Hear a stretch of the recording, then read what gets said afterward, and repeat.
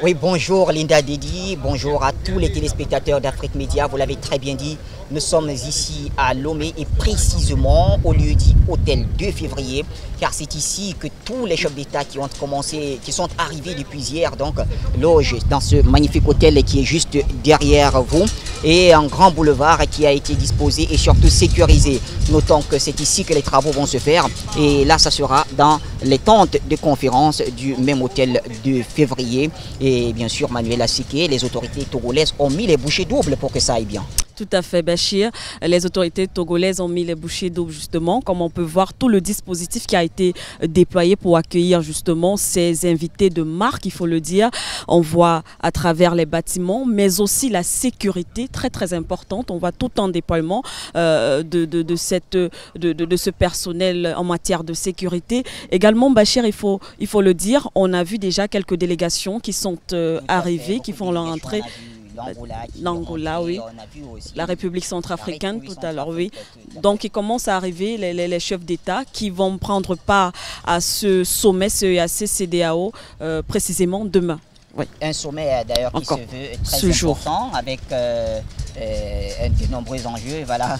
Et donc c'est ce jour même, lundi. Exactement, voilà. ce jour, ouais, pour la correction. Ils vont se retrouver donc dans la tente des conférences, c'était ce qu'on a appelé cet endroit, pour nos téléspectateurs qui découvrent Lomé pour la première fois. Sachez donc que tout est fin prêt. Mais Manuela, il faut rappeler quand même aux téléspectateurs que les travaux des ministres qui ont examiné le travail des experts. Exactement. Ce sommet n'a pas été une chose facile, mais ils sont arrivés à quelques conclusions. Exactement. Nous sommes d'ailleurs allés à la rencontre de quelques ministres, Mohamed Bachir Ladone, et il y a eu deux discours qui ont quand même marqué. D'ailleurs, c'était des discours d'ouverture. Entre autres, le discours du ministre Régis Tatangani, le ministre des Affaires étrangères du Gabon, il faut le rappeler, qui est également à la tête de la délégation ministérielle de la CEAC. Alors, en quelques mots comme ça, dans son allocution, il a tenu quand même déjà à remercier les autorités togolaises pour l'organisation de ce sommet, mais aussi le président togolais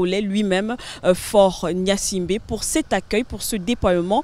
Il a également rappelé la pertinence de ces thèmes, Linda Dedi, vous le savez, qui porte sur la paix, la sécurité, la stabilité et bien sûr la lutte contre l'extrémisme violent. Le ministre Régis Tatangani, comme on pouvait d'ailleurs s'y attendre, a exprimé également le regret et la désolation liée donc à la persistance de ces forces négatives. C'est comme ça qu'il les a appelées, les forces négatives, donc qui menacent ces deux sous-régions. Donc il a parlé de cette approche globale et pragmatique de la lutte contre le terrorisme avec une attention particulière sur la sécurité humaine. Donc, il a mis l'accent également sur ces solutions-là, avec ces solutions qui vont intégrer les jeunes, mais aussi les femmes. Mohamed Bachir Ladone. C'est important. Et puis entre autres discours, et là c'est le discours d'ouverture du ministre Robert Dussé, qui est togolais, mais également qui est à la tête donc de toute la délégation ministérielle de la communauté économique des États d'Afrique de l'Ouest. Et là, il s'est félicité, il faut le rappeler, de l'organisation de ce sommet, la qualité d'organisation. Et il a exprimé toute sa satisfaction en disant que ceci démontre que si les deux sous-régions le veulent, et s'ils se mettent ensemble, si elles se mettent ensemble, donc la lutte contre le terrorisme pour le maintien de la paix sera vaincue. Mais il a aussi salué l'engagement des deux présidents en exercice, à savoir Ali Bongo Ondimba pour la CEAC et bien sûr le président Faure Sozima Gnassingbé pour la CEDEAO, qui ont accepté de joindre des efforts. Ils sont allés jusqu'à dire que dans ce genre de situation, il faut une coordination des stratégies régionales et internationale, appuyant à cela donc les questions de renforcement de la coopération, notamment sur le plan judiciaire, ce qui n'est pas négligeable, et aussi l'institutionnalisation du financement de la lutte contre le terrorisme dans les sous-régions. Justement, on a parlé de l'institutionnalisation du financement, le plan judiciaire, comme vous l'avez dit, donc tout cela rentre dans ce point, le point focal justement en parlant de solutions, la mutualisation des efforts qui revient, Mohamed Bachir, la mutualisation des efforts entre ces deux sous-régions, peut-être pour sortir de ces fléaux, l'insécurité grandissant dans ces régions-là.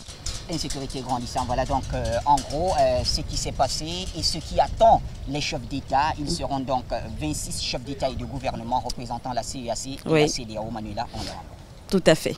Donc voilà, Linda Dedi pour l'essentiel de ce qui s'est déjà passé depuis le début de ces travaux jusqu'à ce jour où donc nous attendons donc les différents chefs d'État et de gouvernement présents.